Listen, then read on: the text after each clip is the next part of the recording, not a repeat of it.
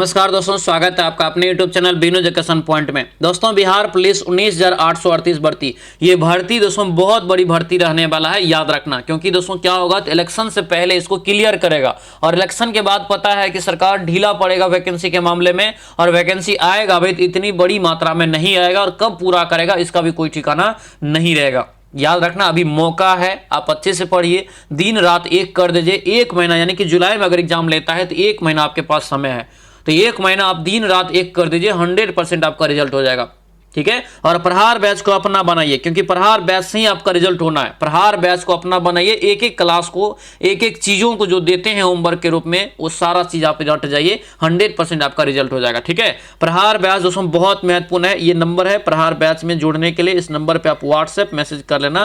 फिर दोस्तों जो है आपको उधर से स्कैनर भेजेगा, 250 का ये कोर्स है कंप्लीट। ठीक है, ये सारा क्लास आपको इसी में मिलता है, उसी में पीडीएफ का सोल्यूशन हो, पीडीएफ का आंसर हो। ठीक है, उसके बाद जितने भी होमवर्क चलता है सारा इसी बैच में चलता है। आज ही जो है प्रहार बैच से जुड़ जाइए, अभी भी कुछ भी नहीं बिगड़ा है, 100% आपका तैयारी हो जाएगा। ठीक है, और दोस्तों याद रखना, ये जो क्लास है आपका, ये बहुत ही महत्वपूर्ण एक सीरीज है। समझिए कि रिजल्ट देने वाला ये सीरीज आपका रहने वाला है। ये प्रैक्टिस सेट, नया प्रैक्टिस सेट है, याद रखना। प्रश्न आपको यहीं से देखने को मिलेगा एग्जाम में, अच्छे से कवर करना इसको। ठीक है, शुरू से लेकर के लास्ट तक आप लोग वीडियो को अच्छे से देखना, क्लास को अच्छे से देखना, सभी प्रश्नों को समझाने का कोशिश करना, एक्स्ट्रा फैक्ट जो बता रहे हैं उनको भी अच्छे से सुनना, बहुत महत्वपूर्ण क्लास रहेगा। तो चलिए सो क्लास को शुरू करते हैं। क्लास को शुरू करने से पहले दोस्तों, अगर आप इस चैनल पर नए हैं तो चैनल को जरूर सब्सक्राइब करना और इस वीडियो को लाइक कर देना। और दोस्तों याद रखना, लास्ट में जरूर बताना कि ये क्लास आप लोगों को कैसा लगा। तो चलिए सो क्लास को शुरू करते हैं। चलिए आज के इस क्लास को दोस्तों यहाँ पे शुरू करते हैं। पहला यहाँ पे देखिए क्वेश्चन क्या पूछा जा रहा है। क्वेश्चन है यहाँ पे कि ध्वनि अपेक्षाकृत कब अधिक वेग से चलती है, यानी कि ध्वनि जो है अपेक्षाकृत कब अधिक वेग से चलेगी, इस ऑप्शन में से आपको बताना है। ठीक है, सबसे पहला ऑप्शन क्या दिया है, माध्यम के दाब में कमी हो जाती तब। तो सबसे पहले ये याद रखना कि ध्वनि पर जो है दाब का कोई असर नहीं पड़ता है। मतलब दोस्तों अगर माध्यम में दाब बढ़ाएंगे घटाएंगे तो ध्वनि पर कोई भी आपको जो है प्रभाव नहीं पड़ेगा। ये तो समझ गए, ये आपका यहाँ से नहीं होगा। उसके बाद देखेंगे माध्यम के तापमान में वृद्धि से दोस्तों क्या होता है, तो ध्वनि की जो गति होता है वो बढ़ता है। तो याद रखना, आप जो पूछे एग्जाम में, तो ये 1 डिग्री अगर सी से तापमान बढ़ने से माध्यम में जो ध्वनि का चाल बढ़ता है, पता है कितना, तो ये 0.61 मीटर प्रति सेकेंड ये आपका बढ़ जाता है वेग। ठीक है, तो ये आपको यहाँ से याद रखना है। ये क्वेश्चन अगर आपसे एग्जाम में पूछे कि प्रति 1 डिग्री तापमान के बढ़ने से माध्यम में ध्वनि की चाल कितना होगा, यानी कितना बढ़ेगा, तो ये 0.61 मीटर पर सेकेंड बढ़ जाएगा। तो ये समझ गए यहाँ से, तो ये भी आपका यहाँ से क्या होगा, सही होगा तब। ठीक है, माध्यम की नमी में वृद्धि से, तो नमी में भी दोस्तों अगर वृद्धि से पूछे तब भी दोस्तों ये ध्वनि का वेग क्या होगा, तो इस स्थिति में बढ़ेगी, यानी कि ये भी आपका सही है। तो ऑप्शन क्या हो जाएगा, डी हो जाएगा। बी और सी जो है ये आपका बिल्कुल यानी कि सही ऑप्शन है। ध्यान रखना, ध्वनि को गति करने के लिए, जाने के लिए, निर्गमन करने के लिए किसी न किसी माध्यम की आवश्यकता होती है, इसलिए ध्वनि निर्वात में गमन नहीं करती है। ध्वनि का जो निर्वात में दोस्तों चाल होता है वो 0 होता है। कितना होता है, 0 होता है। और यही क्वेश्चन आपको पिछला बार जो एग्जाम हुआ था बिहार पुलिस का, उसमें पूछा भी था। ठीक है, तो इसको अच्छे से याद रखना। और ठोस में सबसे ज्यादा ध्वनि का चाल होता है, फिर द्रव में, फिर गैस में। ठीक है, तो ये क्रम भी याद रखना, एग्जाम में पूछा जाएगा। अगला क्वेश्चन यहाँ पे देखेंगे, दिया यहाँ पे है कि एक समतल दर्पण द्वारा बनाई गई छवि की विशेषता क्या होगी। ये समतल दर्पण की यहाँ पे बात किया जा रहा है। समतल दर्पण के बारे में याद रखना, मॉल जो होता है, मॉल के चेंजिंग रूमर जो होता है, उसमें जो है समतल दर्पण का प्रयोग किया जाता है। देखते होंगे एक साथ अनंत प्रतिबिंब आपका दिखाई देते रहता है, समान आकार का। ठीक है, तो यहाँ पे राइट आंसर क्या होगा, तो ये समान आकार, सीधी, पार्श्व तौर पे उल्टा और आभासी। आंसर क्या होगा, ये ए आपका बिल्कुल राइट आंसर होगा। तो ये ए यहाँ से दोस्तों याद रखेंगे। अगला क्वेश्चन यहाँ पे पूछा जा रहा है, दिया यहाँ पे है कि किसी प्रतिकर्षण वैद्युत बल्ब के विरुद्ध एक इकाई धन आवेश को एक बिंदु से दूसरे बिंदु तक दोस्तों ले जाने में किया गया कार्य क्या कहलाता है। तो ये परिभाषा दी है। अब ये ध्यान रखना पड़ेगा कि परिभाषा है किसका। तो ये परिभाषा जो है दोस्तों याद रखना, ये विभवांतर का परिभाषा है। किसका परिभाषा है, विभवांतर का परिभाषा है। पता है ना, V बराबर क्या होता है, W/Q होता है। यानी कि ये दोस्तों जो है किया गया कार्य, यानी कि विद्युत का ऊर्जा, यानी कि विद्युत का ऊर्जा या कार्य हो गया, और नीचे में Q जो है या आवेश हो गया, ये होता है। तो V बराबर W/Q, ये फॉर्मूला भी यहाँ से याद रखना।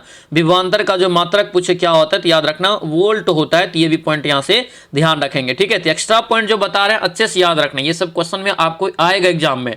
ठीक है, अगला क्वेश्चन यहाँ पे पूछा जा रहा है, 400 वोल्ट पर कार्य करने वाले एक संयंत्र का पावर कितना दोस्तों है, तो 40 वाट है। तो संयंत्र का प्रतिरोध कितना होगा, संयंत्र का प्रतिरोध इस केस में दोस्तों कितना होगा, ये आपसे पूछा जा रहा है। क्या होता है यहाँ पे, तो आपको सिंपल फॉर्मूला यहाँ से लगा देना है दोस्तों। क्या होता है, ये क्या मांग रहा है, आर मांग रहा है, तो आर बराबर यहाँ पे फॉर्मूला हो जाएगा क्या, तो वी स्क्वायर बटे पी। और ये आपको जो है 10वीं कक्षा के फिजिक्स जब पढ़ा रहे थे तो ये सारा ए टू जेड आपको पढ़ाए हैं। अगर आप नहीं पढ़े हैं तो पढ़ लीजिए, क्योंकि सिलेबस चेंज है बिहार पुलिस का। इस बार पूरी तरह से याद रखना, 9th और 10th के बेस पे पूछा जाएगा क्वेश्चन।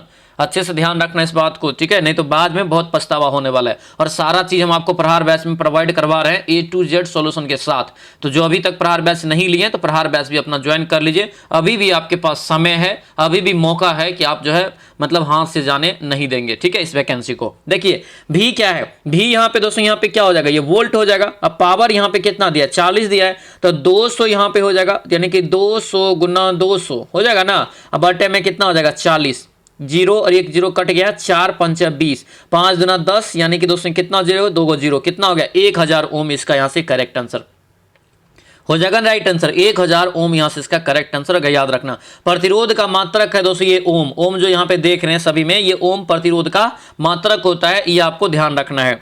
अगला क्वेश्चन यहाँ पे देखेंगे क्या पूछ रहे हैं, रदरफोर्ड के परमाणु मॉडल के अनुसार परमाणु का अधिकांश द्रव्यमान जो दोस्तों कहाँ स्थित होता है, ये पूछा जा रहा है। यानी कि रदरफोर्ड के परमाणु मॉडल के अनुसार परमाणु का अधिकांश द्रव्यमान कहाँ स्थित होता है। अधिकांश द्रव्यमान जिसका होता है दोस्तों ये नाभिक में होता है, इसके यानी कि रदरफोर्ड के परमाणु मॉडल के अनुसार उसके नाभिक में होता है।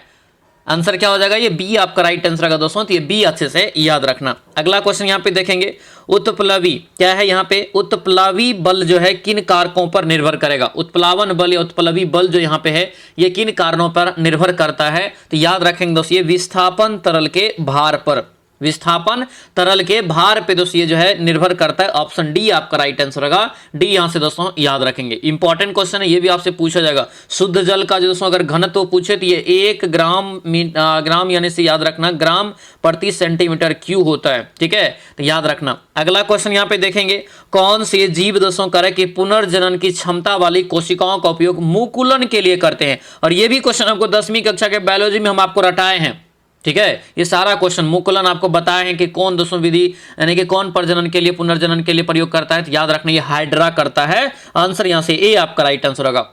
ये हाइड्रा क्या हो, पुनर्जनन मतलब इसको कितनों भी खंड में काटेंगे तो इसका प्रत्येक खंड क्या होता है, एक तरह से जीवित होकर फिर से दोस्तों जो है मतलब दिखता है, ठीक है। याद रखना ये जो हाइड्रा होता है ये मुकुलन की जो क्रिया होता है इसमें एक प्रकार की अलैंगिक जनन की प्रक्रिया है, एक ये अलैंगिक जनन की एक प्रक्रिया है। ये भी यहां से पॉइंट याद रखना, बहुत इंपॉर्टेंट दोस्तों, ठीक है, ये इंपॉर्टेंट है। चलिए अगले देखेंगे यहाँ पे, वाष्पीकरण प्रक्रिया पर पृष्ठ क्षेत्रफल का प्रभाव क्या पड़ेगा। वाष्पीकरण प्रक्रिया पर दोस्तों करेक्ट पृष्ठ क्षेत्रफल का क्या प्रभाव पड़ेगा। 8 का राइट आंसर क्या होगा, ये सी हो जाएगा। पृष्ठ क्षेत्रफल में वृद्धि के साथ वाष्पीकरण यहां से बढ़ेगा। ऑप्शन जो है सी इसका बिल्कुल राइट आंसर होगा, ठीक है। तो ये सी दोस्तों यहां से अच्छे से याद रखना, मोस्ट वीवीआई क्वेश्चन रहेगा। अगला क्वेश्चन यहाँ पे देखेंगे क्या दिया है, एक लड़का करे कि एक लेंस का उपयोग करके एक दूरस्थ वस्तु का एक स्पष्ट प्रतिबिंब एक पर्दे पर फोकस करता है। लेंस और पर्दे के बीच की दूरी लगभग कितना दोस्तों होगा, ये पूछा जा रहा है। तो इसके बीच की दूरी जो लगभग हो जाएगा कितना हो जाएगा, तो ये दोस्तों हो जाएगा एफ हो जाएगा, यानी कि एफ यानी कि फोकस यानी कि इसका राइट आंसर होगा, याद रखना, ठीक है। यानी कि लेंस और पर्दे के बीच की दूरी लगभग एफ के बराबर होगा, फोकस के बराबर होगा। आंसर ये बी आपका करेक्ट हो जाएगा। ये महत्वपूर्ण पुस्तक है और आपको हम शुरुआत से ही बोलते आ रहे हैं कि जितने भी पुस्तक आपको दोस्तों मिलता है उन सभी को एक जगह पे लिखना है, ताकि एग्जाम जब दोस्तों नजदीक आ जाएगा तो एक बार उसको रिवीजन करके चले जाएंगे। क्योंकि दोस्तों उस समय अगर खोजने लगेंगे कहां से लेखक याद करे तो मुश्किल हो जाएगा, ठीक है। तो ये रूल जरूर अपनाना। लियो यहाँ पे दिया है कि लियो द अनटोल्ड स्टोरी क्या है, लियो द अनटोल्ड स्टोरी नामक पुस्तक के लेखक कौन है। वीवीआई क्वेश्चन याद रखना, 10 का करेक्ट आंसर ये ए हो जाएगा, पी.एस. रमन। क्या होगा ये पी.एस. रमन दोस्तों यहां से याद रखना, ऑप्शन ए आपका करेक्ट आंसर हो जाएगा। अगला यहाँ पे दिया है कि आयतों की संख्या कितना है, इसमें आयत की संख्या यहाँ पे दिया है, ये भी ध्यान रखना। आयत की संख्या इसमें कितना हो जाएगा, 3 हो जाएगा, इसमें कितना हो जाएगा 3 हो जाएगा, इसमें कितना 3, इसमें भी 3, यानी कि 3 चौका कितना हो गया 12। आंसर यहाँ से क्या हो जाएगा, सी आपका ये राइट आंसर होगा। कितना हो जाएगा ये 12, यहाँ से दोस्तों इसका जो है करेक्ट आंसर हो जाएगा। आगे बढ़ेंगे, क्या पूछ रहे दिया यहाँ पे कि आरेख में दोस्तों जो है तीसरे आरेख में वाट के जगह पे क्या होगा, वाट के जगह पे क्या होगा, ये कैसे बनाएंगे ये आपको यहाँ पे बताएंगे, ठीक है। देखिए क्या किया यहाँ पे 6 दूना 12, ठीक है, 6 दूना 12 किया है, तो 6 एक बार गुना किया है और क्या क्या है, एक बार इन दोनों को घटा के फिर जोड़ दिया है। तो 6 में से 2 गया कितना, 4 हो गया 16। इसी प्रकार से 6 चौके 24 हो गया, या 6 में से 4 को घटाइए कितना हो जाएगा यहाँ से दोस्तों, तो ये आपका हो जाएगा 6 में से 4 गया 2, यानी कि 26 इसका यहाँ से करेक्ट आंसर। ऑप्शन नंबर ये सी आपका राइट आंसर हो जाएगा। अगला यहाँ पे इंग्लिश है। इंग्लिश से कोई भी नहीं भागेंगे, बस इंग्लिश को रिवीजन आप करते जाएंगे, ठीक है। किसी भी तरह कोशिश करके अगर 10 इंग्लिश पूछता है तो 10 में से 3-4 भी सही कर लेंगे, इधर आपका स्कोर अच्छा हो जाएगा, ठीक है। ये चीज आप ध्यान रखना। दिया क्या है यहाँ पे, दिया है कि correct indirect speech following the sentence. दिया है कि the mother says have you seen the map. इसका राइट आंसर क्या होगा, ये सी आपका राइट आंसर होगा। द मास्टर, यहाँ पे मास्टर दोस्तों यार मदर है, मास्टर। द मास्टर इंक्वायरी और इफ ही हैज यानी कि seen the map. Option number C आपका करेक्ट आंसर होगा। अगला क्वेश्चन देखेंगे, सैनोनिम। कई बार बताएं सैनोनिम किसे कहते हैं, जो दोस्तों हम लोग समान अर्थ पढ़ते हैं, पर्यायवाची पढ़ते हैं हिंदी में। तो यानी कि आपका पूछ रहा है थ्रीव का हिंदी में आपको जो मतलब एक तरह से इंग्लिश में पूछ रहा है, इसका समान अर्थ वाला क्या होगा। इसका मतलब होता है क्या, तो फलना और फूलना होता है। और इसका अगर देखेंगे सेम टू सेम ऑप्शन में कौन सा होगा, तो ये आपका प्रोस्पर हो जाएगा आंसर। ये ए आपका राइट आंसर होगा। इसका भी मतलब फलना और फूलना होता है, ठीक है। अगला क्वेश्चन देखेंगे, करेक्ट स्पेलिंग किस में है, नेसेसरी यहाँ पे लिखा हुआ है, ठीक है। इसका राइट आंसर ये ए जो है, ये ए आपका सही लिखा हुआ है। अगला क्वेश्चन देखेंगे, अपोजिट मीनिंग चुनना है, ठीक है। अपोजिट मीनिंग यहाँ पे चुना है दोस्तों एक्वामिनिटी का, एक्वानिमिटी का ये दोस्तों यहाँ पे चुनना है, ठीक है। इसका जो राइट आंसर यहाँ से हो जाएगा, तो ये आपका बी होगा यहाँ से, एगिटेशन यहाँ से इसका करेक्ट आंसर हो जाएगा। बी आपका ये करेक्ट आंसर हो जाएगा, ठीक है। तो ये बी यहाँ से दोस्तों याद रखना, इंपॉर्टेंट क्वेश्चन रहेगा, ठीक है। चलिए अगला यहाँ पे देखेंगे क्या पूछ रहे हैं। दिया यहाँ पे ग्रुप ऑफ वर्ड्स, यानी कि इसके लिए एक वर्ड आपको देना है। दिया है कि ए पार्शियल और टोटल लॉस ऑफ मनी। इसका राइट आंसर क्या हो जाएगा, तो इसका राइट आंसर यहाँ से सी हो जाएगा दोस्तों, ये अमनेसिया। ऑप्शन नंबर सी आपका करेक्ट आंसर होगा। अगला यहाँ पे देखेंगे क्या पूछ रहे हैं। दिया है दोस्तों यहाँ पे कि बेस्ट एक्सप्रेस मीनिंग इसके लिए to be on one last leg. इसका जो राइट आंसर होगा ऑन लास्ट लेग। 18 का राइट आंसर क्या हो जाएगा ये बताइए। 18 का दोस्तों यहाँ से करेक्ट आंसर हो जाएगा D, to be near death. Option number ये डी आपका यहाँ से करेक्ट आंसर हो जाएगा, ठीक है। डी यहाँ से याद रखेंगे। अगला देखेंगे, फिल इन द ब्लैंक दिया है, ठीक है। कौन सा वर्ब इसमें होगा, ठीक है। Yesterday the sun dash brightly. इसका जो राइट आंसर यहाँ से दोस्तों होगा ये ए हो जाएगा, सोन। ऑप्शन नंबर ए आपका ये करेक्ट आंसर होगा। ए दोस्तों यहाँ से याद रखेंगे। चलिए अगला यहाँ पे देखेंगे क्या पूछ जरा दिया, फिर से फिल इन द ब्लैंक दिया हुआ, फिर से फिल इन द ब्लैंक क्या दिया है। The situation turn ugly as the crowd. इसका जो राइट आंसर यहाँ से होगा 20 का, तो ये डी हो जाएगा यहाँ से बिगन, ठीक है। आगे बढ़ेंगे क्या पूछ रहे दिया यहाँ पे है, express the given sentence passive voice. Joseph opened the bevel. इसका यहाँ से करेक्ट आंसर क्या होगा, तो 21 का यहाँ से राइट आंसर दोस्तों देखेंगे तो बी हो जाएगा। ये क्या होगा, ये बी हो जाएगा यहाँ से, the bevel was opened by Joseph. अगला यहाँ पे क्वेश्चन है, पूछे जरा यहाँ पे कि part of speech they in the sentence, ठीक है। दे के लिए यानी कि दे किस प्रकार का दोस्तों पार्ट ऑफ स्पीच है, ठीक है। देखिए यहाँ पे दे आर प्लेइंग आउटसाइड। इसका राइट आंसर होगा ये बी हो जाएगा, प्रोनाउन है, प्रोनाउन है। ऑप्शन नंबर बी आपका करेक्ट आंसर होगा। अगला क्वेश्चन यहाँ पे है कि गोस्वामी तुलसीदास की कृति कौन सा है। मोस्ट वीवीआई क्वेश्चन रहेगा, ये सभी ध्यान रखना, ठीक है। गोस्वामी तुलसीदास की कृति कौन सा है, 23 का राइट आंसर ये डी हो जाएगा दोस्तों, ये कृष्ण गीतावली।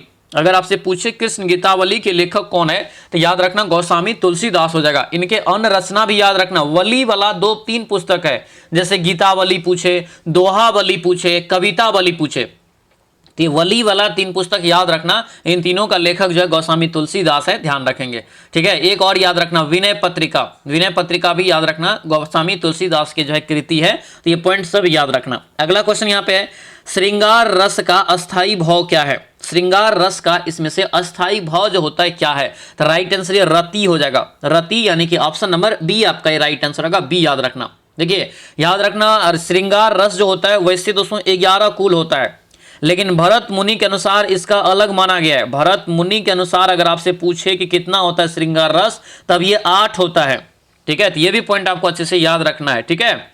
अगला क्वेश्चन देखेंगे, दिया है कि वाक्य में त्रुटिपूर्ण भाग का चयन कीजिए। कौन सा यहाँ पे त्रुटि दिया हुआ ये आपको बताना है। 25 का राइट आंसर यहाँ से देखेंगे, देखिए भारत सबसे बड़ा लोकतांत्रिक देश है, बिल्कुल सही लिखा हुआ सेंटेंस है, यानी कि इसमें कोई त्रुटि नहीं है। ऑप्शन डी आपका करेक्ट हो जाएगा। आगे क्वेश्चन यहाँ पे दिया है कि संकेत में मतलब इसमें बताना है कि खाली जगह में क्या होगा।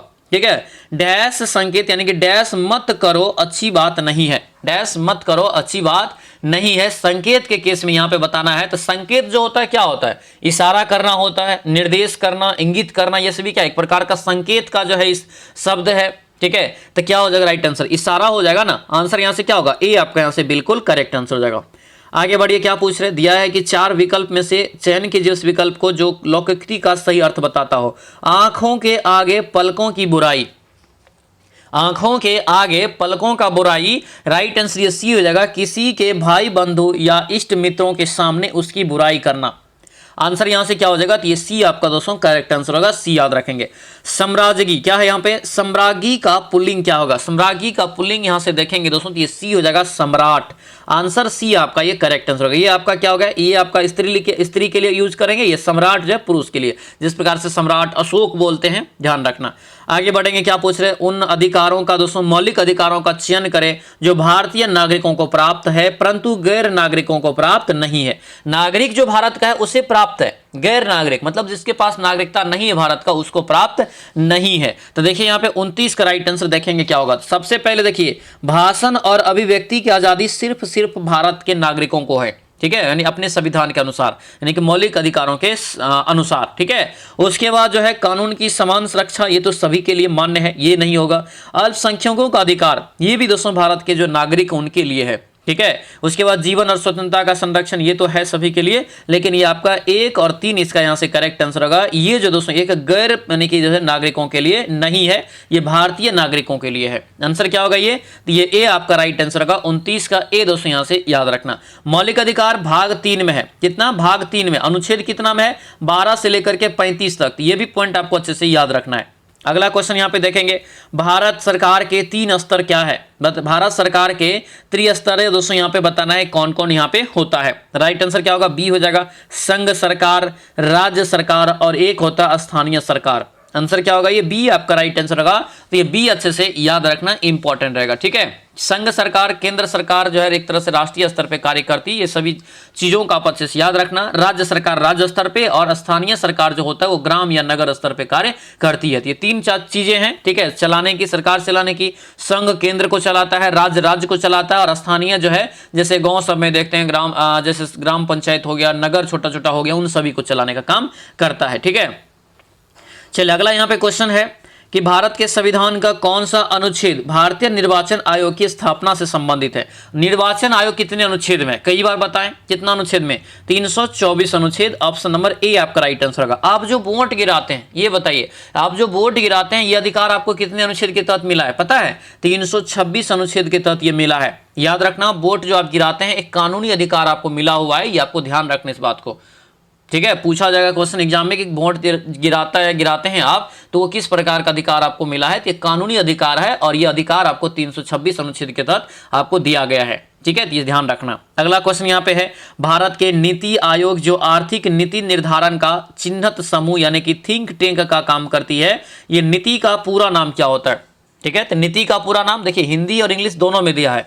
तो नीति का जो पूरा नाम होता है दोस्तों याद रखना क्या होता है, तो national institution for transforming India, institution होता है ये पहले याद रखना, ठीक है, क्योंकि यहीं पे ज्यादा कंफ्यूजन होता है। आंसर बी हो जाएगा, national institution for transforming India या राष्ट्रीय भारत परिवर्तन संस्थान, इसका हिंदी में होता है। याद रखना ये हिंदी में भी आपको यहाँ पे दिया है जो कि बहुत महत्वपूर्ण है, हिंदी में भी कई बार आपसे पूछ सकता है। नीति आयोग दोस्तों याद रखना योजना आयोग के जगह पे इसका नाम चेंज किया है, मतलब योजना आयोग का नाम बदल करके नीति आयोग किया गया। कब किया गया पता है, 1 जनवरी 2015 को ये चीजों को मतलब चेंज किया है, योजना आयोग के जगह पे नीति आयोग लाया गया, ठीक है। तो ये सभी चीजों को याद रखना। नीति आयोग के वर्तमान अध्यक्ष पूछे या पदेन अध्यक्ष कौन होता है, तो भारत के प्रधानमंत्री होते हैं, ठीक है। और नीति आयोग के अगर आपसे पूछे कि वर्तमान में उपाध्यक्ष कौन है, तो के सुमन बेरी या डॉक्टर सुमन बेरी है दोस्तों, ये आपको ध्यान रखना है, ठीक है, बहुत महत्वपूर्ण है।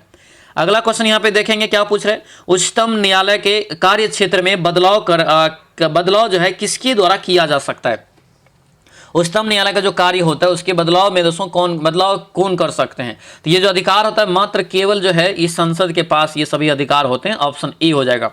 अगला क्वेश्चन यहाँ पे देखेंगे क्या पूछ रहे हैं, राष्ट्रपति को उसके कार्यकाल की समाप्ति से पूर्व कैसे हटाया सकता है।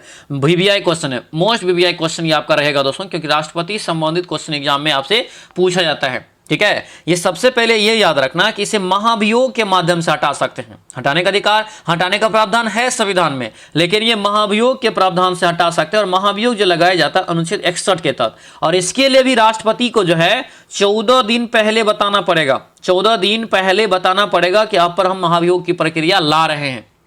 और ये महाभियोग की प्रक्रिया कहां से लिया पता है, ये यूएसए के संविधान से लिया गया। तो क्वेश्चन आपसे पूछे कि राष्ट्रपति पर जो महाभियोग लगा के हटाया जाता है, ये प्रक्रिया किस देश के संविधान से अपना संविधान में लिया है, तो यह अमेरिका के संविधान से लिया गया है।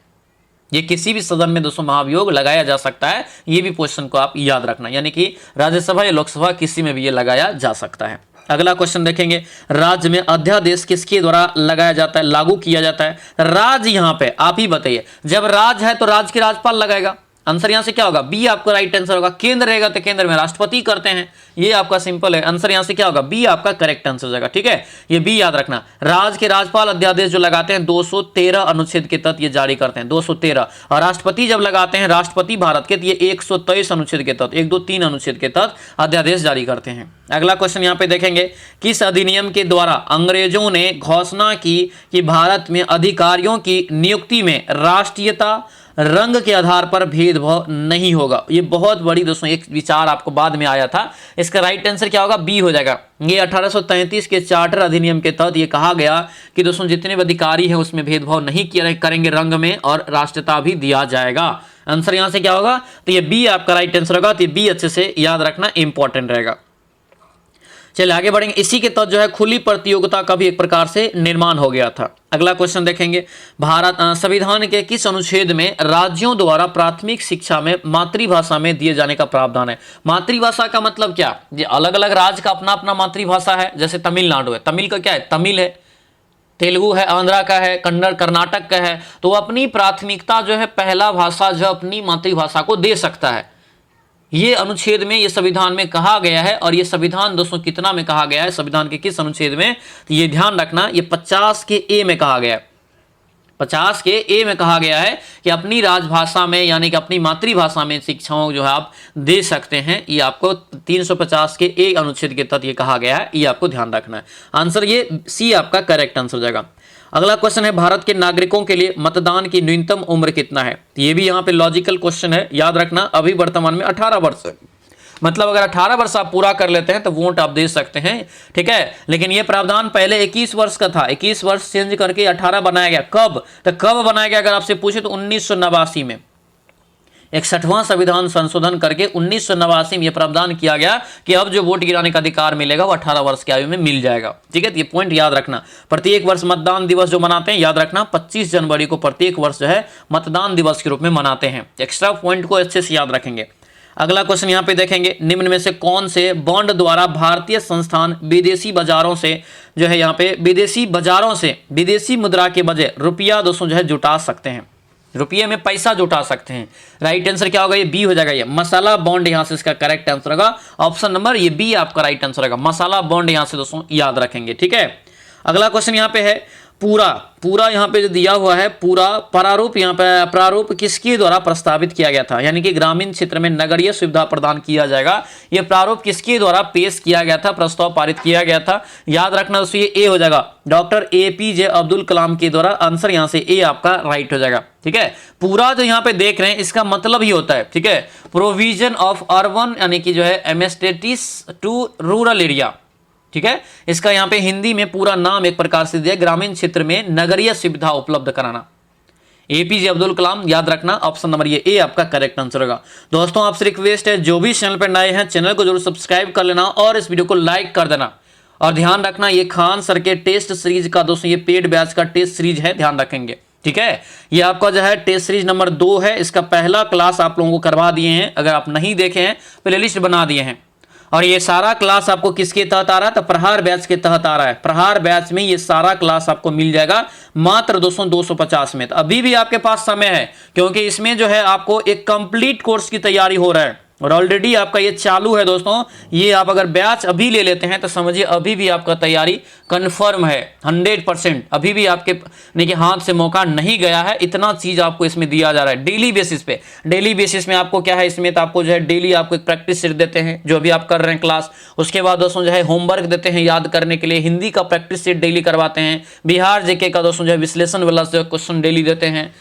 ठीक है, ये सारा चीज का है, यानी कि जितने भी चीज जो पत्रा दोस्तों याद रखने एग्जाम के लिए जरूरी है पास करने के लिए, वो सारा चीज अभी आपको जो है इसमें मिल रहा है। और ऑलरेडी दोस्तों ये चालू है। ब्याज से लेते ही आपको पिछले क्लास का पीडीएफ भी सॉल्यूशन के साथ मिल जाएगा, उसका रिवीजन कर लेंगे, उससे भी आपका काम चल जाएगा। ठीक है, मैथ का क्लास भी आपका इसी में है। ये सभी चीजें, टेस्ट सीरीज फिर हो गया आपका संडे का जो ऑनलाइन टेस्ट होता है जिसमें हजारों बच्चे मिलकर टेस्ट देते हैं, वो सारा चीज आपको इसी में है। और ये मात्र 250, तो ये 1 महीना समय है, 1 महीना रगड़ के 250 लगा के अपनी तैयारी को मजबूत कर सकते हैं और वर्दी के सपना को पूरा कर सकते हैं। अब बोलेंगे सर ये बैच कैसे मिलेगा, तो ये नंबर यहाँ पे जो हम लिखे हैं 9341542410, इस पे आप व्हाट्सएप मैसेज करेंगे और लिखेंगे सर हमको प्रहार बैच चाहिए, मेरा सपना है बिहार पुलिस बनना और आपको हम बनाएंगे भी। तो आप जब बोलेंगे प्रहार बैच चाहिए दोस्तों तो उधर से स्कैनर भेजेगा। ठीक है, स्कैनर भेजेगा, उस पर आपको 250 का पेमेंट करके अपना नाम और जिला लिख के भेज देना है, फिर आपको प्रहार बैच में ऐड कर दिया जाएगा। ठीक है, और फिर आपका समझिए कि वर्दी आपको मिलने वाला है, एग्जाम आप पास करने वाले हैं। ठीक है, सपना देखिए, सपना आपको जो है ये पूरा करेगा अपना प्रहार बैच। ठीक है, चलिए क्वेश्चन पे आते हैं। कह रहे यहाँ पे कि किसी वस्तु के उत्पादन के लिए किसी कंपनी द्वारा किया गया खर्च क्या कहलाता है। किसी वस्तु के उत्पादन के लिए किसी कंपनी द्वारा किया गया खर्च क्या कहलाता है। राइट आंसर क्या हो जाएगा 41 का, तो ये डी हो जाएगा, ये सामग्री लागत कहलाता है। ऑप्शन नंबर ये डी आपका करेक्ट आंसर हो जाएगा। ठीक है, सामग्री लागत पर जो व्यय की गई राशि को दोस्तों क्या कहते हैं, सामग्री की लागत कहते हैं। सामग्री जो होता है, कोई भी सामग्री है तो उस पर लागत लगता है ना, तो उस पर जो पैसा खर्चा करते हैं वो सामग्री की लागत कहलाता है। वही क्वेश्चन भी आपसे पूछा जा रहा था, आंसर डी आपका करेक्ट हो जाएगा। चलिए अगला क्वेश्चन यहाँ पे दोस्तों देखेंगे क्या पूछा जा रहा है कि दोस्तों दिया है कि जब बर्फ यानी कि बर्फ जो है पिघलती है तो क्या होता है। क्वेश्चन यहाँ पे समझना बहुत इंपॉर्टेंट सवाल है ये जो अगर आंख बंद करके मारेंगे दोस्तों तो कभी भी गलत हो जाएगा। ये बर्फ का टुकड़ा है, ठीक है, और ये इसका आयतन है। दोस्तों ध्यान रखना, जब बर्फ पिघलेगा तो इसके आयतन जो है घटेगा, तब आंसर क्या होगा, ये घटेगा, ध्यान रखना। ठीक है, लेकिन इस केस में क्या होगा, जब आपसे पूछ दे क्वेश्चन में कि जब बर्फ यानी कि जो है एक पानी के बाल्टी में या दोस्तों अगर पूछे ग्लास में है, अगर वो बर्फ पिघल जाता है तो उसके पानी के स्तर पर क्या प्रभाव पड़ेगा, तब वो अपरिवर्तित रहेगा। पानी के जो ये स्तर है दोस्तों यहाँ तक अगर पानी भरा हुआ है तो इसमें कोई इफेक्ट नहीं आएगा, याद रखेंगे इस बात को। ठीक है, आयतन लेकिन घटेगा, ये याद रखना। ऑप्शन नंबर ये बी आपका करेक्ट आंसर है, क्योंकि घनत्व बढ़ जाता है इस केस में, जब घनत्व बढ़ेगा तो आयतन यहां पे घटेगा। आंसर ये बी आपका करेक्ट हो जाएगा। अगला क्वेश्चन यहां पे देखेंगे, निम्न में से करे कि किस में उपसह संयोजक बंध उपस्थित नहीं है। उपसह संयोजक बंध जो है दोस्तों इसमें से उपस्थित नहीं है, तो यहाँ पे जो है H2SO3 यहां से इसका करेक्ट आंसर होगा। ऑप्शन नंबर ये सी आपका करेक्ट हो जाएगा। अगला क्वेश्चन देखेंगे, निष्पादन क्या है, तो ये आपको एक तरह से परिभाषा ही याद रखना पड़ेगा तभी जाके होगा।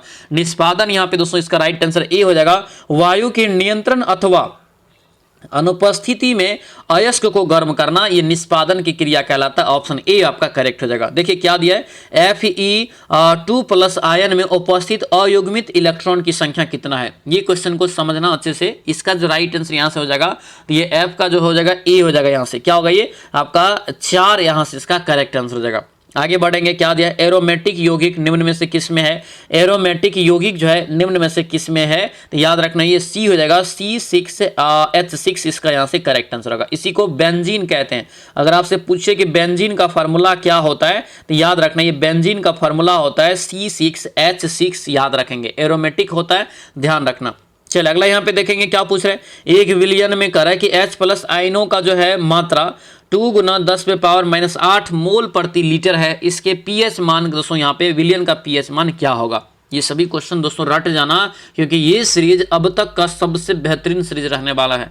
आंसर ये आपका ए हो जाएगा दोस्तों। ठीक है, चलिए आगे बढ़ेंगे। दी गई अभिक्रियाओं में निम्न में से कौन सी अभिक्रिया जातीय क्रम से दोस्तों ऑक्सीकारक और अपचयक के रूप में कार्य करती है। राइट आंसर क्या हो जाएगा 48 का।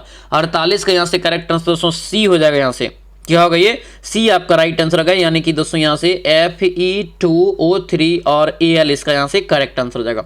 आगे बढ़ेंगे, क्या पूछ रहे हैं, दिया यहाँ पे है कि एक तत्व दोस्तों ए जल के साथ अभिक्रिया करके एक विलयन बनाता है, जो दोस्तों यहाँ पे जो है फिनोल यानी कि फिथिलीन, ठीक है, फिनॉल यहाँ पे जो है फथेलिन के विलयन को गुलाबी कर देता है, ठीक है। उसके बाद तत्व ए के क्या होने की सर्वाधिक संभावना रहेगा, तो ये दोस्तों इस केस में जो होगा, ठीक है, इस केस में जो आपका हो जाएगा तो ये आपका 49 का बी होगा, ये मैग्नीशियम, ऑप्शन नंबर बी आपका करेक्ट आंसर रहेगा। मैग्नीशियम यहाँ से इसका जो है करेक्ट आंसर हो जाएगा, ठीक है। चलिए आगे बढ़ेंगे। मेंडलीव के आवर्त सारणी के अनुसार क्या सत्य है, तो मेंडलीव के द्वारा ही पहला आवर्त सारणी दिया गया था, ठीक है, बाद में करेक्शन करके जो है आपको मोसले ने दिया था आधुनिक आवर्त सारणी। क्वेश्चन ध्यान रखना, इसका राइट आंसर क्या होगा, तो मेंडलीव ने तत्व के गुणधर्म को उसके परमाणु के द्रव्यमान के आवर्ती फलन के अनुसार सजाया था, ठीक है, ये आपका राइट आंसर ए हो जाएगा। जबकि बाद में क्या किया, इसको मॉडिफाई करके दोस्तों जो है मोसले ने इसको परमाणु संख्या के आधार पे दोस्तों सजाया, ठीक है, तो यही सब आपका पॉइंट है, याद रखेंगे। अगला क्वेश्चन देखेंगे, क्या पूछ रहे, करे कि श्री शर्मा अपने कुल आय का 15% किराए पे खर्च करता है। ध्यान देना क्वेश्चन को, 15% ये किराए पे खर्च करता है और शेष भाग का 75% अन्य चीजों पे खर्च करता है, और बाद में दोस्तों ये जो है इतना रुपया मासिक बचा भी लेता है। उसकी मासिक आय कितना है, मान लेते हैं एक्स है, एक्स का दोस्तों यहाँ पे क्या कर रहा है, 15% ये किराए पे खर्च करता है, बचा कितना, बचा दोस्तों यहाँ पे 85%, और जो शेष ये 85 बचा था इस पे ये 75% फिर खर्च कर देता है अन्य चीजों पे। फिर बचा कितना, क्योंकि बचत के हम लोग बराबर कर रहे हैं, तो फिर बचा यहाँ पे कितना 25%, 25/100, और लास्ट में बचा कितना है, तो 1700 रुपया काट दीजिए, ठीक है। 17 यानी कि 100 हो जाएगा, 17 यानी कि 100 गुना करेंगे 1700 हो जाएगा, 17×5 = 85, 25 चौके 100 हो गया, और 5 यानी कि 20×5 = 100, ठीक है। तो 20 चौके 80 और 100 गुना करेंगे कितना हो जाएगा यहाँ से दोस्तों, तो ये 8000 इसका राइट आंसर। ये 8000 जो है इसका मासिक आय है। ये समझना बेसिक सवाल है, ये आपको समझाए हम मैथ के क्लास में भी, ठीक है, प्रतिशत वाला जब आपको पढ़ा रहे थे। आंसर यहाँ से क्या होगा, ये सी आपका दोस्तों यहाँ से करेक्ट आंसर हो जाएगा। अगला क्वेश्चन है, दिया है कि कौन सा दोस्तों युग्म जो है यहाँ पे जो है भाज्य असहभाज्य संख्या का युग्म है, ठीक है, असहभाज्य संख्या का युग्म है, ये बताना है। तो यहाँ पे देखेंगे तो असहभाज्य संख्या का युग जो है ये आपका डी हो जाएगा दोस्तों, ये 11 और 21 यहाँ से इसका करेक्ट आंसर होगा। क्या होगा, 11 और 21 यहाँ से इसका जो है राइट आंसर हो जाएगा, ठीक है, ध्यान रखेंगे। क्योंकि 9 7 63 हो गया, ठीक है, ये भी आपको यहाँ से दोस्तों जो है यानी कि 3 से कट रहा है दोनों, ठीक है। उसके बाद देखेंगे तो ये भी आपका जो है यानी कि 7 से कटेगा ना, 7 या 21, 7 6 42 दोनों कट रहा है, लेकिन ये एक ही अंक से नहीं कटेगा। अगर एक ही अंक से नहीं कटे तो सहअभाज्य ये आपका ठीक है असहअभाज्य हो जाएगा ये, ठीक है। आंसर यहाँ से डी आपका एक करेक्ट आंसर हो जाएगा, ठीक है। आंसर यहाँ से क्या हो जाएगा, तो ये आपका डी दोस्तों यहाँ से करेक्ट आंसर हो जाएगा। अगला यहाँ पे क्वेश्चन देखेंगे, निम्नलिखित व्यंजक का मान ज्ञात करें। सरलीकरण है, इसका सरलीकरण आप लोग करेंगे, ठीक है। इतना आसान सवाल आपको एग्जाम में पूछा भी जाता है, लेकिन अच्छे से इसका सरलीकरण करना, क्योंकि एग्जाम में 100% आएगा एक आपको सरलीकरण, क्योंकि समय भी उसको लेना होता है ना, सरलीकरण में थोड़ा समय देकर बनाना पड़ता है। इसका राइट आंसर निकालना, ये आपको 78 निकल जाएगा। पहले का करूं, फिर करूं, भागा, सकल, गुना, जोड़, घटावा, ये सभी चीज आप जानते हैं ना, ये सभी चीजों पे आप करेंगे। बोडमास रूल तो आप जानते ही हैं, ठीक है। अगला क्वेश्चन देखेंगे, 2 उम्मीदवारों के बीच एक चुनाव है, ठीक है। एक उम्मीदवार को कुल वैध मत के, ध्यान देना, वैध मत के जितना भी वोट तो क्या होता है, कुछ रद्द भी होता है, तो उसके वैध मत के 48% जो है मत मिले हैं। 18% मत यहाँ पे कह दिया कि अवैध है। कुल मतदानों की संख्या इतना है, तो दूसरे उम्मीदवार को कितना मत मिला, ये क्वेश्चन आपसे पूछा जा रहा है। तो कुल दे दिया है, अवैध दे दिया है, कुल दे दिया और अवैध आपको दोस्तों यहाँ पे दे दिया है। क्या करेंगे हम लोग, सीधा यहाँ से दोस्तों वैध पहले निकालना पड़ेगा। तो वैध के लिए क्या करेंगे हम लोग, 17 और 500 और गुना यहाँ से क्या करेंगे, ये 18% वैध है, अवैध है, तो 18 क्या करना पड़ेगा, इसमें से घटाना पड़ेगा। तो अगर 18% अवैध है तो वैध कितना है, वैध है 82%, 82/100 कर लीजिए। इसको कैलकुलेशन करेंगे तो ये 14,350 आ जाएगा, ठीक है। ये हो गया टोटल आपका वैध मत। इतना मतों पे इन्होंने मतलब एक तरह से निर्णय लेना है, और इसमें से जो है जो दोस्तों यहाँ पे एक उम्मीदवार है उसको 48% मत मिल गया है, ठीक है। तो दूसरे उम्मीदवार को कितना वैध मत मिला ये पूछ रहा है। जब इसको 48 200 मिल गया है तो दूसरे को कितना मिलेगा, वैध मत इतना है, ध्यान रखना 14,350 का जब इसको एक उम्मीदवार को 48 मिला है तो दूसरा को कितना मिलेगा, 52% मिलेगा। 52/100 कर लीजिए, ठीक है। अब यहाँ पे काट दीजिए, राइट आंसर निकल जाएगा, ये निकलेगा 74/62। कितना निकलेगा, 74/62 निकल जाएगा। आंसर यहाँ से दोस्तों हो जाएगा डी। क्या हो जाएगा, डी यहाँ से इसका राइट आंसर हो जाएगा, ठीक है। बनाना कॉपी पे बहुत महत्वपूर्ण सवाल है। चलिए अगला यहाँ पे देखेंगे, एक आयताकार फर्श की चौड़ाई दोस्तों उसकी लंबाई का इतना है, ठीक है, उसका फर्श का क्षेत्रफल भी दे दिया है, तो लंबाई चौड़ाई में अंतर कितना है, सिंपल है, यहाँ पे निकालेंगे लंबाई दोस्तों, लंबाई की तो लंबाई यहाँ से x अगर मान लेंगे तो लंबाई x है, तो ये दोस्तों यहाँ पे l मान लीजिए, ठीक है, लंबाई को l मान लेते हैं, l है, ठीक है, b यहाँ से दोस्तों क्या है, तो ये लंबाई का यहाँ से 3/5 है ना, 3/5 है, इसको यहाँ पे क्या करें हम लोग जो है मतलब अनुपात में निकाल सकते हैं, अनुपात में निकाल सकते हैं, तो 5b और बराबर यहाँ से कितना हो जाएगा, ये बराबर है 5b बराबर ये कितना हो जाएगा, 3l हो जाएगा ना। इन्हीं दोनों का गुणनफल दोस्तों कितना दिया है, तो आपको ये दे दिया क्षेत्रफल 8, क्योंकि आयत का जो क्षेत्रफल होता है लंबाई गुना चौड़ाई होता है, तो ये दोनों का गुणनफल कितना दिया है, 60 दिया है, ठीक है, तो यहाँ पे देखिए 5 दिया 15, 15 चौके 60, 4 हो गया। ये अगर इसमें क्या करना है, तो एक चर मान लेना है, चर x मान लेना है, तो x स्क्वायर हो जाएगा, x स्क्वायर बराबर कितना 4, x बराबर कितना निकला 2 निकल गया। अब 2 जो निकला ये आपको x निकल गया। अब ये क्या कर रहा है दोस्तों यहाँ पे, तो ये 2 का जो है 3/5 है, ठीक है, और माइनस ये 2 कर लेंगे, राइट आंसर निकल जाएगा, राइट आंसर निकल जाएगा। या तो इसमें से आप इस पे मान रख दीजिए, इस पे भी आप मान रख के निकाल सकते हैं, ठीक है, ये आपको यहाँ से निकल जाएगा, 5 में से 3 गया, 2 बचा, 2x, 2 गुना यहाँ से जो है 2 गुना 2 करेंगे 4 हो गया, 4 अंतर हो जाएगा, सिंपल है, आंसर क्या होगा यहाँ से, आंसर डी आपका एक करेक्ट आंसर हो जाएगा। चलिए आगे देखेंगे, एक त्रिभुज का क्षेत्रफल दोस्तों दिया है, इसके भुजाओं का अनुपात आपको दे दिया है, इसका जो है आपको निकालना है क्या, तो परिमाप निकालना है, परिमाप निकालना है। सबसे पहले इसका सभी भुजा का जो अनुपात दिया है उसको भुजा निकालना पड़ेगा, ठीक है, तो भुजा निकालेंगे, फिर उसके बाद दोस्तों आपको जो है परिमाप निकालना है, ठीक है, इसका जो है परिमाप निकालेंगे, तीनों को जोड़ देंगे, सीधा परिमाप हो गया, ठीक है, तो यहाँ पे आप निकालेंगे इसको, ठीक है, इसका जो फॉर्मूला होता है क्षेत्रफल बराबर 1/2 गुना जो होता है क्या होता है, आधार गुना ऊंचाई होता है, उस पर यह मान रख के आप निकाल लेंगे। इसका राइट आंसर 56 का ए निकल जाएगा, कितना निकलेगा 120 आपका निकल जाता है, ठीक है, फॉर्मूला आपको बता दिए, इनको बनाना है, और आपको मैथ के क्लास में ये सारा चीज आपको आगे पढ़ाएंगे प्रहार बैच में। पराजय में उपसर्ग क्या है, तो उपसर्ग कहाँ लगता है, किसी भी शब्द के पहले लगता है, किसी भी शब्द के पहले पराजय यानी कि क्या हो जाएगा परा, तो यानी कि राइट आंसर देखेंगे तो ये परा हो जाएगा, परा जो यहाँ पे है ये उपसर्ग इसका हो जाएगा।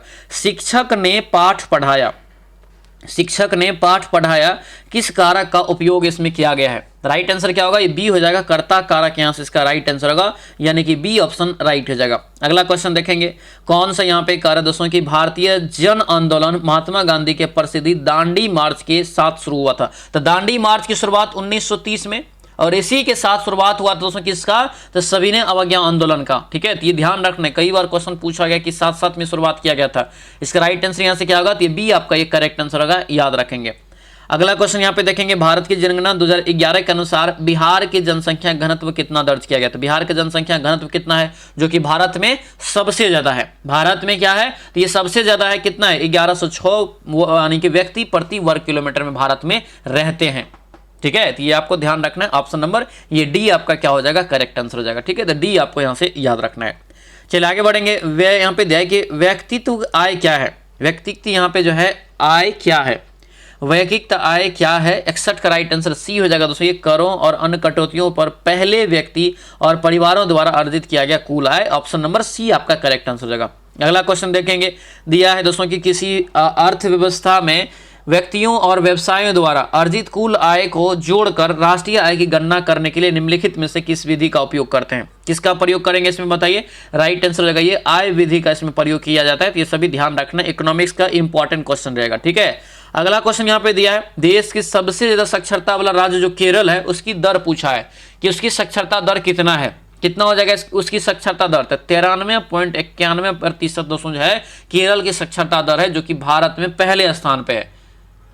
आंसर यहां से क्या होगा, तो ये डी आपका राइट आंसर होगा, डी यहां से दोस्तों याद रखना, वहां पे 96% पुरुष जो है दोस्तों साक्षर है, और महिला जो वहां पे है वो 92% महिलाएं भी साक्षर है, ठीक है। इसी के करीब दोस्तों लक्षद्वीप जो है वो भी लगभग बराबर में आता है, तो ये सभी चीजों का आप याद रखना, और अंतिम पदान पे अपना बिहार आता है जो कितना है 61.80 है, तो ये दोस्तों ध्यान रखना, इसको भी सुधारना है हम ही लोगों को, तो नौकरी लीजिए यहाँ से सुधरेगा जरूर। चलिए, सिकंदर को पंजाब के शासक पोरस के साथ युद्ध लड़ना पड़ा, इस युद्ध को दोस्तों कह रहा है कि हम किस नाम से जानते हैं, इस युद्ध को हम किस नाम से जानते हैं, ये क्वेश्चन आपसे पूछा जा रहा है, राइट आंसर क्या होगा, ये हार्डे स्पीच का युद्ध के नाम से जानते हैं दोस्तों, ऑप्शन नंबर ये डी आपका राइट हो जाएगा। क्या हो गया, डी आपका राइट आंसर होगा। याद रखना इंपॉर्टेंट क्वेश्चन है, ये झेलम नदी के किनारे लड़ा गया था। क्वेश्चन में पूछेगा कि हाइडेस्पिस का युद्ध किस नदी के किनारे हुआ था, तो झेलम नदी के किनारे ये आपका हुआ था, ये याद रखना। क्वेश्चन पूछा गया था कि सिकंदर जो भारत में कितने दिन तक रहा था, तो ये 19 महीना तक जो है याद रखना भारत में रहा था, 19 महीना तक ये क्वेश्चन पूछा गया है, ध्यान रखेंगे। अगला क्वेश्चन देखेंगे, प्रथम अफीम युद्ध 1939-42 का समापन कौन सी संधि के तहत हुआ था, तो ये संधि जो था दोस्तों याद रखना नानकिंग की संधि था। ऑप्शन ये ए आपका राइट आंसर होगा, नानकिंग की संधि यहां से याद रखना इंपॉर्टेंट रहेगा, ठीक है। अगला क्वेश्चन देखेंगे, ग्रेट यहाँ पे जो है विक्टोरियन मरुस्थल कहाँ पे, VVI रहेगा। ग्रेट विक्टोरियन मरुस्थल जो है ये कहाँ पे है, तो ऑस्ट्रेलिया में हो जाएगा। ऑप्शन नंबर ये ए आपका राइट आंसर होगा, ऑस्ट्रेलिया में दोस्तों ये आपका स्थित है, ध्यान रखेंगे, ठीक है। ऑस्ट्रेलिया का सबसे छोटा मरुस्थल अगर आपसे पूछे तो वो पेडी रखा होता है, ध्यान रखना। भारत में दोस्तों कौन सा है, तो भारत में दोस्तों जानबे करते हैं थार हो गया, थार जो है दोस्तों भारत और पाकिस्तान दोनों के बीच है, ठीक है। अगला क्वेश्चन देखेंगे, कोकस प्लेट किनके किनके मध्य स्थित है, कोकस प्लेट कोकोस प्लेट जो है किसके किसके मध्य स्थित है, राइट आंसर याद रखना ए हो जाएगा, मध्य अमेरिका और प्रशांत प्लेट के बीच है। अगला क्वेश्चन है, सिंधु घाटी सभ्यता का विकास यानी कि विकसित अवस्था में निम्नलिखित में से किस स्थल से जो है घरों में कुआं के अवशेष मिला है, कुआं का अवशेष कहां से मिला है, सिंधु घाटी सभ्यता में, तो ये मोहनजोदड़ो से दोस्तों मिला है। ऑप्शन नंबर डी आपका राइट आंसर होगा। मोहनजोदड़ो का अर्थ क्या होता है, याद रखना मृतकों का टीला होता है। इसका खोज 1922 में राखल दास बनर्जी ने किया था, ये भी पॉइंट याद रखना। मोहनजोदड़ो सिंधु नदी के किनारे बसा हुआ है, ये भी दोस्तों यहां से ध्यान रखेंगे, इंपॉर्टेंट है, ठीक है। अगला क्वेश्चन देखेंगे, कृष्णदेव राय ने अपनी जो है अमर कृति अमुक्त यानी कि अमुक्त मल्याद, क्या है, अमुक्त मल्याद को किस भाषा में लिखा है। अमुक्त मल्याद का लेखक पूछे तो कृष्णदेव राय है, और ये पूछा जाता है कि किस भाषा में लिखा गया है, तो राइट आंसर क्या हो जाएगा, 69 का डी हो जाएगा, तेलुगु भाषा में दोस्तों। ऑप्शन ये डी आपका राइट आंसर होगा, तेलुगु भाषा यहां से याद रखना। कृष्णदेव राय बहुत इंपॉर्टेंट है, इसी के दरबार में दोस्तों याद रखना तेलुगु कवि सब भी रहते थे, अष्ट दिग्गज के नाम से जिसको जानते हैं, यानी कि 8 महान तेलुगु कवि इसी के दरबार में रहते थे, ये आपको ध्यान रखना है, ठीक है। अगला क्वेश्चन देखेंगे, बिहार में 1857 के जो विद्रोह हुआ था उसके प्रमुख नेता कौन थे। अगर पूरा बिहार दे दे तो इसका राइट आंसर कुंवर सिंह हो जाएगा, क्या होगा, कुंवर सिंह। अगर कुंवर सिंह के जगह विशेष भी अगर आपसे पूछ दे तो याद रखना दोस्तों जो है जगदीशपुर हो जाएगा, जो कि भोजपुर जिला में पड़ता है। उस समय में शाहाबाद जिला था इसका नाम, वर्तमान में इसका भोजपुर जिला इसका नाम है, तो ये पॉइंट याद रखेंगे।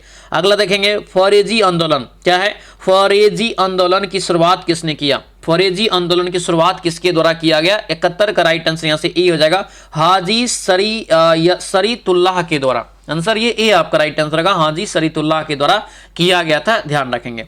आगे बढ़ेंगे, क्या पूछ रहे हैं, मेंडल ने किस आधार पर जो है युग्मकों की शुद्धता का नियम दिया था, किस आधार पे दिया था, तो कौन सा आधार पे हो जाएगा, 72 का राइट आंसर बी हो जाएगा, ये एकल यानी कि एक संकरमण यानी कि एक संकरण यानी कि monohybrid cross. Option number B आपका करेक्ट हो जाएगा। अगला क्वेश्चन यहाँ पे पूछ रहे हैं कि निम्नलिखित में से कौन सा जीव जो है बहुविखंडन द्वारा प्रजनन करता है, बहुविखंडन के द्वारा प्रजनन करता है, 73 का राइट आंसर क्या होगा, तो ये बी हो जाएगा दोस्तों, प्लाज्मोडियम। ऑप्शन नंबर बी आपका राइट आंसर होगा, ये प्लाज्मोडियम यहाँ से याद रखेंगे। अगला क्वेश्चन यहाँ पे है कि जीन उत्परिवर्तन निम्न में से किसके कारण होता है, तो जीन उत्परिवर्तन जो होता है ये किसके कारण होता है, तो 74 का बी हो जाएगा, ये नाइट्रोजनी क्षारों के अनुक्रम में परिवर्तन से। ऑप्शन नंबर बी आपका बिल्कुल राइट आंसर होगा, यहां से ध्यान रखना, ठीक है। डीएनए में जो होता है 4 प्रकार के दोस्तों क्षार पाए जाते हैं, एडिनिन, गुआनिन, थाइमिन और साइटोसिन। अगला देखेंगे, रीसिया निम्न में से किस श्रेणी के अंतर्गत आता है, तो रीसिया जो है ये किस श्रेणी के अंतर्गत आता है, तो याद रखना ब्रायोफाइटा के अंतर्गत आता है। ऑप्शन जो है डी इसका करेक्ट हो जाएगा, ब्रायोफाइटा, यहां से ध्यान रखना इंपॉर्टेंट है। अगला क्वेश्चन यहाँ पे है कि अंतः शोषण के दौरान फेफड़े निम्न में से जो है किसके कारण हवा भर जाते हैं, फेफड़ा में किसके कारण हवा भर जाते हैं अंतः शोषण के दौरान, तो ये आपको ध्यान रखना है, फेफड़ा की स्फीति के कारण। ऑप्शन नंबर बी आपका ये राइट आंसर रहेगा, बी यहाँ से दोस्तों ध्यान रखना। चलिए आगे बढ़ते हैं, यौवन के समय लड़कों में दिखने वाला परिवर्तनों को कौन सा हार्मोन कहते हैं, लड़कों में दिखने वाला यानी कि परिवर्तन जो होता है वो कौन सा हार्मोन होता है, वो टेस्टोस्टेरोन होता है दोस्तों, याद रखना है। ऑप्शन नंबर ये सी आपका राइट आंसर रहेगा, टेस्टोस्टेरोन यहाँ से ध्यान रखेंगे, ठीक है। चलिए, और टेस्टोस्टेरोन क्या होता है, एक नर जनन हार्मोन है, ठीक है, जो कि आपको एक तरह से पुरुष में पाया जाता है, ध्यान रखना।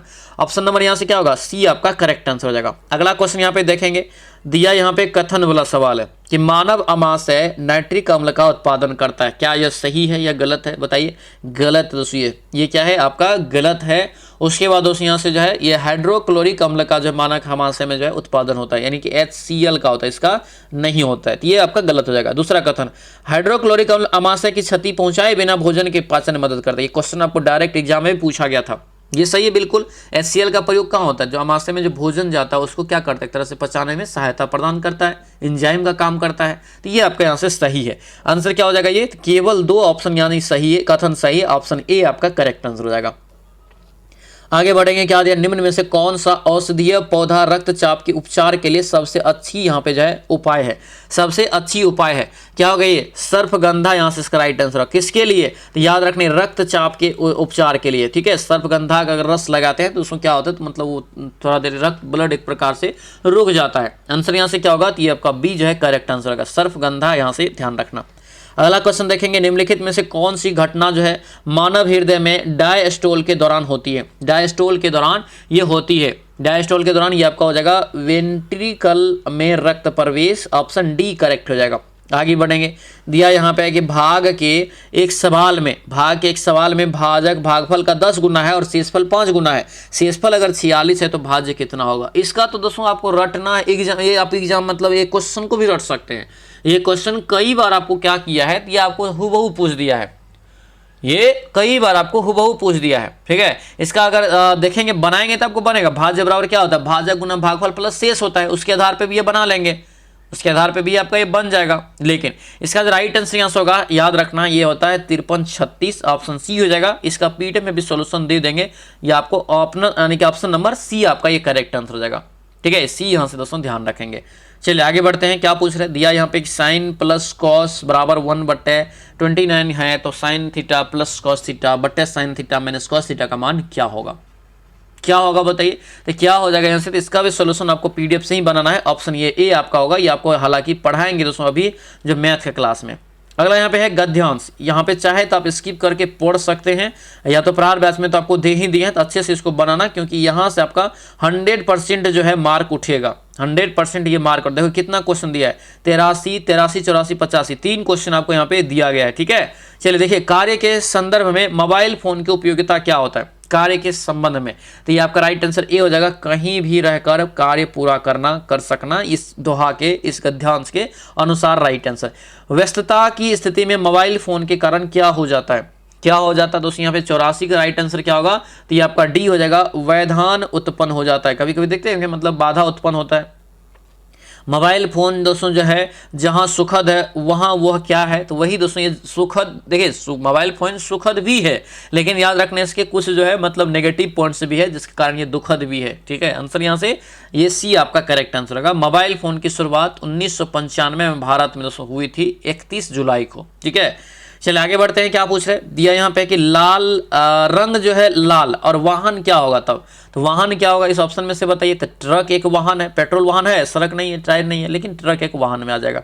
चलिए अगला देखेंगे, दिया यहाँ पे दोस्तों कि 6 मित्र जो है अमित, बंटी, वैभव, हर्षित, पुलकित और गगन एक वृत्ताकार मेज पर दोस्तों केंद्र की ओर मुंह करके बैठा हुआ है, ठीक है। केंद्र की ओर मुंह करके बैठा हुआ है। उसके बाद दोस्तों यहाँ पे दिया है कि बंटी हर्षित और वैभव के बीच बैठा, बगल में बैठा है, हर्षित जो है दोनों के बगल में। तो इसमें यहाँ पे अगर दोस्तों जो है अब बंटी को हम यहाँ रखेंगे, बी मान लेते हैं बंटी को, अतः हर्षित और किसके बीच होगा? ये वैभव के बीच। तो यहाँ पे अगर हम लोग ये हर्षित मान लेते हैं एच, तो ये वैभव हो जाएगा भी, हो जाएगा ना। उसके बाद यहाँ पे क्या करा? अमित और पुलकित वैभव के ठीक बगल में, अमित जो है पुलकित और वैभव के बीच में है, तो यहाँ पे इसका मतलब अमित होगा, इधर आपका क्या हो जाएगा? तो ये आपका यानी कि यहाँ इधर पुलकित हो जाएगा, दोनों के बीच में हो गया ना।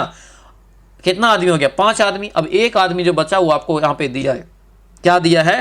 तो ये जो है दोस्तों यहाँ पे अमित जो है गगन के ठीक बगल में बैठा हुआ है, अमित जो है गगन के ठीक बगल में बैठा हुआ। यहाँ पे जो है दोस्तों यहाँ पे देखेंगे तो अमित यहाँ पे दिया है, तो ये क्या है? वैभव और क्या कह रहा था यहाँ पे? अमित जो है पुलकित और वैभव के बगल में बैठा है, ठीक बगल में। पुलकित और अमित जो है पुलकित और वैभव के ठीक बगल में बैठा हुआ है। तो यहाँ पे क्या हो जाएगा? तो ये आपका यहाँ पे हो जाएगा क्या? तो गगन हो जाएगा। ये गगन क्या होगा? तो ये आपका गगन यहाँ पे जी मान लीजिए, ठीक है, ठीक बगल में हो गया। ये भी आपका यहाँ से अमित के जो है एक स्टेप बगल में आपका यहाँ पे हो गया ना।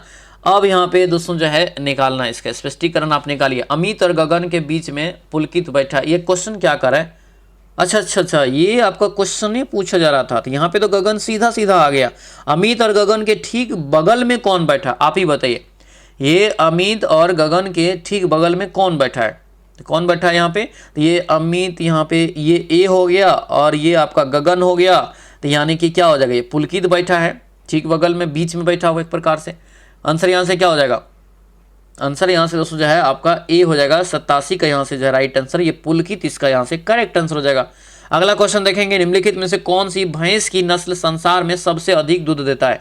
दूध का उत्पादन करने वाला भैंस की कौन सी नस्ल है जो कि संसार में सबसे ज्यादा दूध देता है, तो ये मुर्रा, मुर्रा यहाँ से याद रखना, ऑप्शन नंबर ये डी आपका राइट आंसर होगा, डी याद रखना। मुर्रा नामक भैंस जो है सबसे ज्यादा दूध का उत्पादन करती है, ये प्रतिदिन लगभग 35 किलोग्राम दूध देती है, 35 किलोग्राम। मुर्रा भैंस खास करके याद रखना हरियाणा राज्य में दोस्तों पाया जाता है, ध्यान रखना, ठीक है।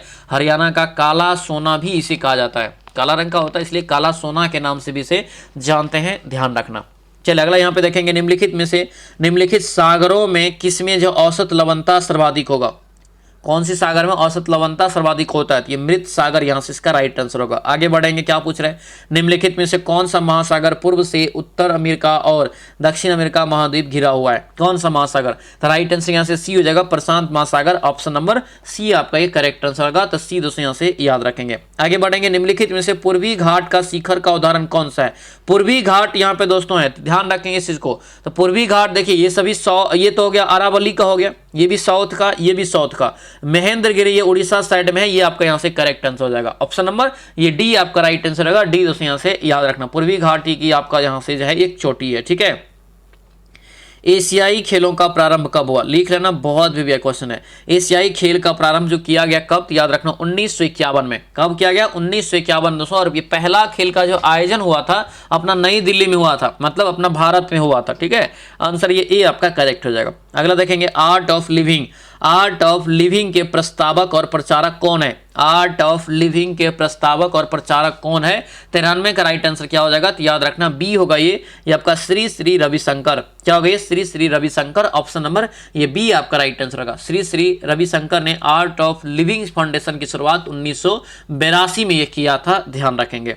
अगला क्वेश्चन यहाँ पे देखेंगे, निम्नलिखित में से किस वर्ष में पहला जनजातीय खेल महोत्सव की शुरुआत हुआ था। पहला जनजातीय खेल महोत्सव की जो शुरुआत किया गया दोस्तों ये 2023 में किया गया है। वीवीआई क्वेश्चन रहेगा ये सभी, ऑप्शन नंबर ये सी हो जाएगा, जो कि पहला जो शुरुआत हुआ था ये उड़ीसा में हुआ था, उड़ीसा में, ठीक है। आंसर ये सी आपका करेक्ट आंसर हो जाएगा। अगला देखेंगे, पंडित भीमसेन जोशी, पंडित भीमसेन जोशी का संबंध किस घराने से है, इसका संबंध याद रखना किराना घराने से हो जाएगा, ठीक है। आंसर यहां से क्या होगा, तो ये किराना घराना, ऑप्शन नंबर ये डी आपका राइट आंसर होगा, डी यहां से याद रखना। और ये परंपरा पूछे तो ये जो है हिंदुस्तानी संगीत के परंपरा से जुड़ा हुआ है, इसको जो है भारत रत्न भी मिला है, ये कब, तो 2008 ईस्वी में, 2008 में पंडित भीमसेन जोशी को भारत रत्न से भी सम्मानित किया गया है, याद रखना, ठीक है। चलिए आगे बढ़ेंगे, क्या पूछा है, दिया है कि खेलो इंडिया पैरा गेम्स, ये करंट है, अच्छे से याद रखना, वीवीआई करंट है। खेलो इंडिया पैरा गेम्स की शुरुआत आयोजन कहां पे किया गया, 96 का राइट आंसर ये बी हो जाएगा दोस्तों, ये नई दिल्ली में, आंसर बी आपका करेक्ट आंसर होगा। किस यहाँ पे पूछ रहे हैं, किस राज्य सरकार ने महिलाओं की सुरक्षा के लिए प्रोजेक्ट हिफाजत की शुरुआत किया है। प्रोजेक्ट हिफाजत की शुरुआत जो किया है ये पंजाब राज्य ने किया है, याद रखना। अगला क्वेश्चन है, विश्व खुशहाली रिपोर्ट 2025 में भारत का कौन सा स्थान है, ठीक है। विश्व खुशहाली यहाँ पे जो है रिपोर्ट में भारत का कौन सा स्थान है, तो याद रखना उसमें इसका जो राइट आंसर होगा ये बी हो जाएगा, 118वां स्थान, ऑप्शन बी आपका करेक्ट आंसर होगा। अगला क्वेश्चन यहाँ पे पूछा जा रहा है, अगला क्वेश्चन यहाँ पे है कि 59वां यहाँ पे जो है ज्ञानपीठ पुरस्कार 2025 किसे दिया गया, 59वां ज्ञानपीठ पुरस्कार से किसे सम्मानित किया गया है, तो ये विनोद कुमार शुक्ल हो जाएगा, ऑप्शन नंबर ये ए आपका राइट आंसर होगा। नेक्स्ट क्वेश्चन यहाँ पे ये अंतिम क्वेश्चन है, दुनिया के सबसे बड़े प्राकृतिक यहाँ पे सफेद हाइड्रोजन का भंडार कहाँ खोजी गई है। सफेद हाइड्रोजन का भंडार जो खोजा गया था उसमें याद रखना ये फ्रांस में, आंसर ये डी आपका करेक्ट हो जाएगा, डी यहाँ से याद रखेंगे।